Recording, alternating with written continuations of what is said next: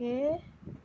Assalamualaikum warahmatullahi wabarakatuh. Okey, pada hari ini saya Rafidah binti Abdul Ghani akan membual dan berkongsi dengan rakan pembelajaran saya iaitu Ustazah Yati binti Ali daripada SMK Kidurong. Okey, pada hari ini saya akan berkongsi dengan Ustazah mengenai pelan pembelajaran. Okey, jap saya share dulu.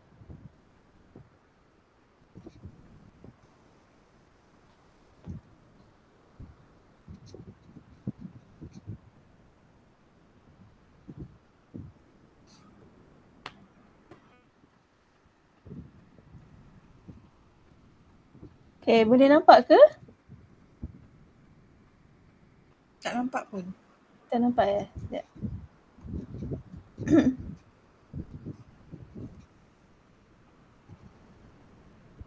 Okey, ada ke? Pelan pembelajaran? Tak ada, Tak ada tak eh? nampak. Oh, tak ada. Sekejap.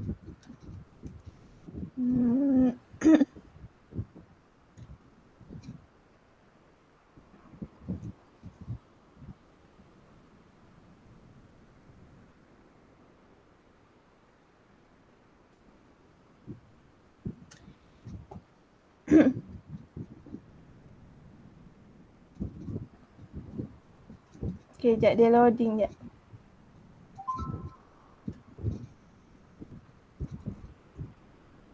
Okey, ada ke? Belum Ada keluar keluar tak? lagi. Ustazah Okey, Yati? sudah. Boleh, boleh. Okey dah. Okey. Okey, ini adalah pelan pembelajaran bermakna. Okey, pelan pembelajaran ni saya akan gabung jaringkan dua subjek. Yang pertama adalah subjek pendidikan Islam dan yang kedua adalah subjek pendidikan syariah Islamiah, di mana subjek core, subjek fokus utama adalah pendidikan Islam dan subjek interdisiplin adalah pendidikan syariah Islamiah. Okey, bagi tingkatan 5. Okey, saya ambil tajuk berkaitan dengan pengurusan harta selepas kematian.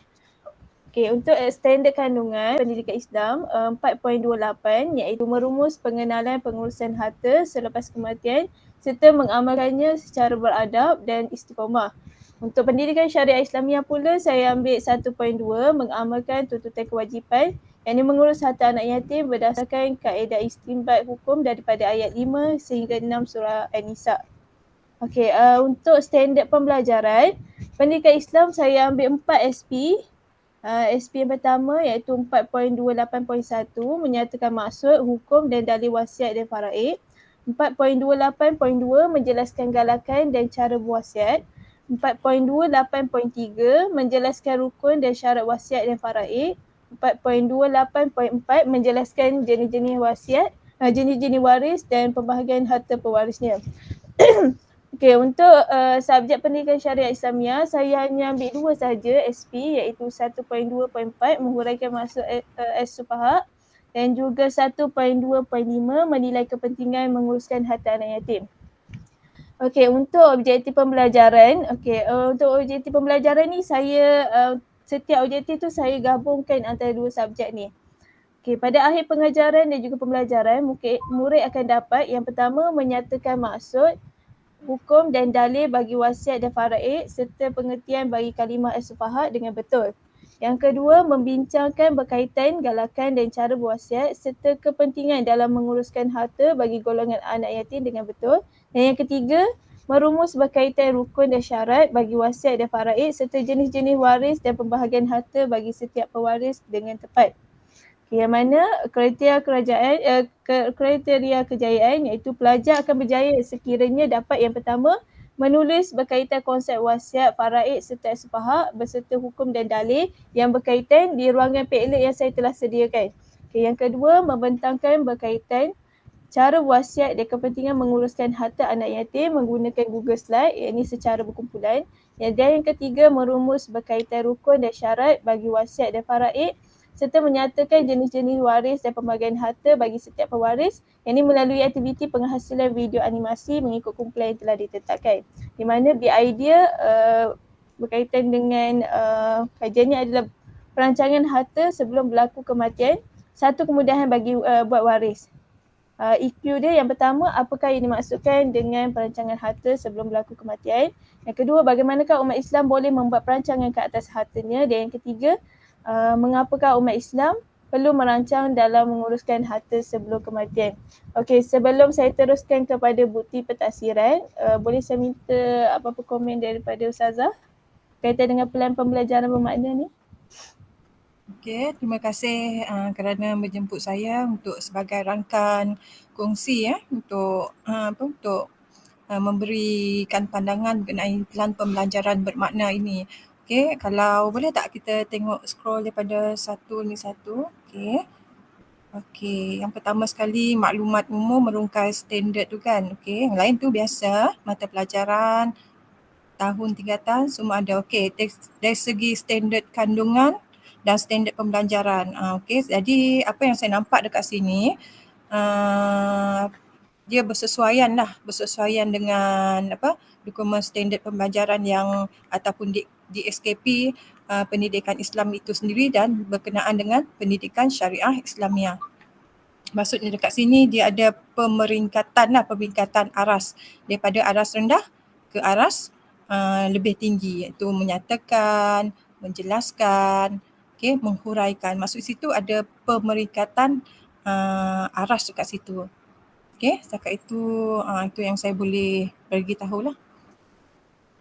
Okey, tentang objektif pembelajaran pula, boleh scroll daripada atas.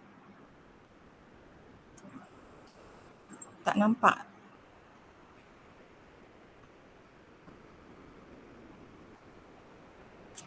Okey, boleh. Pada akhir pengajaran dan pembelajaran, murid akan dapat 1. Menyatakan maksud, hukum, dalil. Okey. Yang kedua, membincangkan berkaitan galakan dan cara wasiat. Okey. Dan yang ketiga, merumus berkaitan rukun dan syarat bagi wasiat dan faraid. Okey. Yang seterusnya. Okey. Dari sini saya lihat juga objektif pembelajaran pun tersusun dengan baik. Okey, sebagaimana yang mengikut di SKP lah. Okey, untuk kriteria kejayaan. Okey, yang pertama sekali menulis berkaitan konsep wasiat, yang kedua membentangkan berkaitan cara berwasiat dan kepentingan menguruskan harta anak yatim, dan yang ketiga merumus berkaitan rukun dan syarat bagi wasiat dan faraid. Okey, di sini pun saya saya nampak kriteria kejayaan ni memang maknanya memang okey lah bagi saya. Cumanya mungkin dari segi pandangan saya berkenaan dengan item nombor 2 tu, iaitu membentangkan berkaitan cara berwasiat dan kepentingan. Bagi saya lah, kalau boleh ataupun lebih dimurnikan berkenaan tentang pengkhususan. Contohnya membentangkan berkaitan cara berwasiat dan 2/3 ke 2/4 ke ataupun 3/5 daripada kepentingan menguruskan harta anak yatim. Sebab apa kita mahu kriteria kejayaan ini boleh boleh secara minimumnya berapakah yang boleh dicapai oleh pelajar untuk mencapai sesuatu kriteria kejayaan berbanding dengan yang tadi standard yang atas tadi, yang standard kejayaan tadi. Okey, maknanya kita lihat objektif pembelajaran, Okey, yang lihat dari segi kriteria kejayaan ni kalau boleh lebih kepada yang boleh dicapai oleh pelajar itu sendiri. Okey, itu pandangan saya lah. Okey, kemudian dari segi yang lain tu big idea dengan extension question. Okey, saya lihat dia punya cara ataupun bentuk soalan.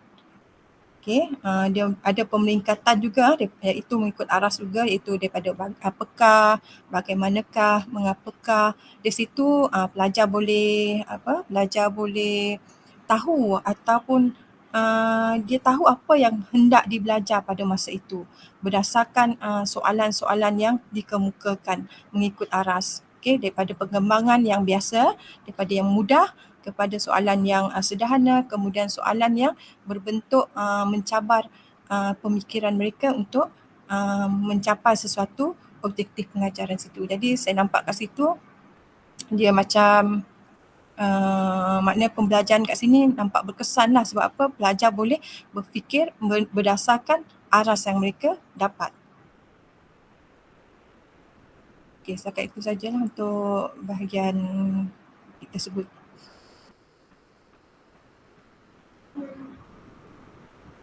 Okey, baik Ustazah. Saya teruskan lagi dengan bahagian bukti pentaksiran. Okey, untuk bukti pentaksiran, objektif daripada pentaksiran yang saya buat ni adalah untuk menghasilkan infografik, iaitu berbentuk poster yang merumuskan kefahaman mengenai wasiat dan faraid serta pengurusan harta anak yatim dengan tepat dan betul. Maksudnya nak tengok kefahaman pelajar daripada awal pembelajaran sehinggalah akhir. Yang mana kat sini adalah nak menilai pengetahuan wasiat dan juga faraid serta pengurusan harta anak yatim dan kalangan pelajar. Dan kemahiran yang kita lihat daripada sini adalah menghasilkan, dan bukti pentaksiran adalah penghasilan infografik berbentuk poster yang menggunakan aplikasi Canva. Okey, ini adalah penjajaran konstruk. Okey, di mana pemula ni adalah set induksi, di mana yang pertamanya saya akan minta pelajar untuk memberikan definisi bagi wasiat dan juga faraid mengikut pengetahuan sedia ada mereka dalam ruangan Jamboard. Yang mana yang pertama ni adalah saya akan bagi mereka satu ruangan untuk mereka, maksudnya belum lagi dalam arti kata lain, belum lagi dedahkan kepada mereka apa itu wasiat, apa itu faraid, tapi nak tahu pengetahuan mereka sedia ada berkaitan dengan wasiat dan juga faraid ni. Okay, saya teruskan lagi dengan aktiviti 1. Kalau tengok aktiviti 1 tadi, kita nak capai SP yang pertama yang berkaitan dengan maksud konsep wasiat faraid juga faham. Okay, yang pertama, pelajar dikendaki menulis berkaitan maksud konsep wasiat faraid serta faham beserta hukum dan dalil dalam ruangan Padlet. Yang kedua, aktiviti yang kedua, pelajar bentangkan berkaitan cara berwasiat dan kepentingan menguruskan harta anak yatim menggunakan Google Slide secara kumpulan. Yang ketiga, pelajar dikendaki menghasilkan video animasi berkaitan dengan rukun dan syarat bagi wasiat dan juga faraid serta menyatakan jenis-jenis waris dan juga pembagian harta bagi setiap pewaris mengikut kumpulan yang telah ditetapkan oleh guru. Yang ini menggunakan aplikasi atas talian mereka lah. Yang mana rumusan nanti poster yang tadi yang mereka hasilkan, yang tu berkaitan dengan pengurusan harta melalui wasiat juga faraid serta yang berkaitan dengan harta anak yatim melalui poster tu. Jadi saya nak minta pandangan Ustazah berkaitan dengan aktiviti-aktiviti yang saya cadangkan dalam kelas, sama ada ianya boleh membantu untuk orang kata mencapai objektif pembelajaran ataupun tidak. Okey, berkenaan tentang aktiviti-aktiviti yang telah digariskan tadi, okey, apa yang saya nampak memang sangat menarik lah. Sebab apa? Dia berpusatkan lebih kepada berpusatkan pelajar. Okey, maknanya aktiviti-aktiviti itu pelajar yang lebih banyak meneroka apa yang mereka ingin belajar. Okey, contohnya berkenaan tentang apa yang mereka buat melalui daripada video ke ataupun Canva kan. Okay. Jadi kat situ nampaklah pelajar penggabung jalinan daripada kepada teknologi maklumat, pengetahuan teknologi maklumat. Cuma saya ada cadangan kalau boleh setiap aktiviti tersebut diletakkan dia punya rangka masa. Contohnya kalau set induksi yang biasa kita buat lah, set induksi berapa minit, 2 minit ke contohnya, 1 minit ke, dia tak lama. Kemudian aktiviti yang seterusnya pun ada rangka masanya. Supaya apa? Supaya aktiviti yang dirancang itu dia tidak akan terbabas ataupun maksudnya lebih masa ataupun sehingga apa yang kita rancang, aktiviti kita rancang itu maknanya cukup untuk dibuat dalam masa yang ditetapkan ataupun dia tak terlalu ringkas sehingga dah habis sebelum masa yang ditetapkan. Jadi saya rasalah sebaik-baiknya setiap aktiviti tersebut kita letaklah masa berapa minit supaya nanti kita boleh buat aktiviti berdasarkan jam pembelajaran yang telah ditetapkan di dalam jadual waktu kita lah. Secara keseluruhan saya lihat aktiviti memang sangat menarik ya. semua itulah. Saya kalau boleh letak rangka masa dia tu.